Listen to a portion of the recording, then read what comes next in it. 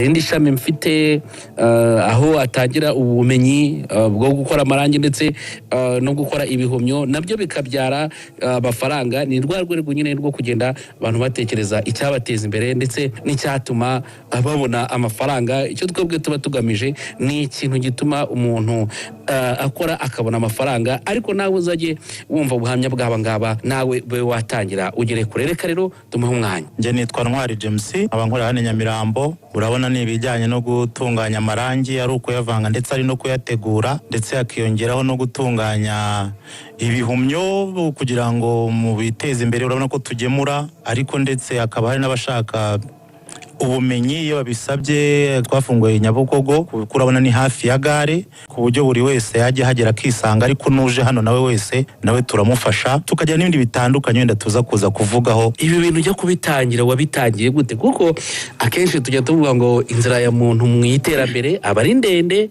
waraciye mu bintu byinshi ariko bikarangira hari ibyo uri gukora biguha amafaranga. Nyine twese duhuriza ku ijambo amafaranga, kuko iyo umuntu akangutse mu gitondo niyo abatekereza buri gihe ati ndayavana. Nabijya kubitangira nanyuze mu nzira zitandukanye, aho nabashe kwiga maze kurangiza segonderi, ubwo amashuri ayisumbuye nyine nibwo nabuze akazi mba konvoyeri muri gare ya Nyabugogo baranzi, makoramo igihe zari yajyaga Gatsibo, yajyaga Nyangororero.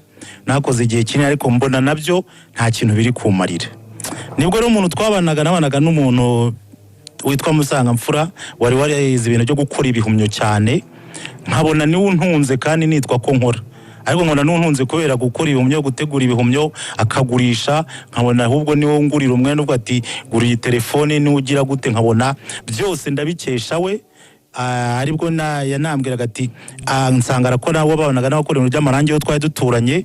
Mpita mvuga nti ibi bintu uwava mu ibintu byo kwirirwa niruka mu muhanda nkajya kwihangira imirimo, nanjye nkajya kwiga ibi bintu.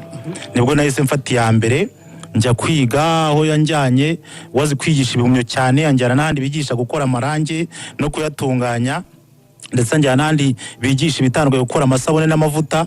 Ibyo byose ndabyiga ndabirangiza. Maze kubirangiza rero nibwo nahise mvuga nti reka nshaka ahantu nakorera.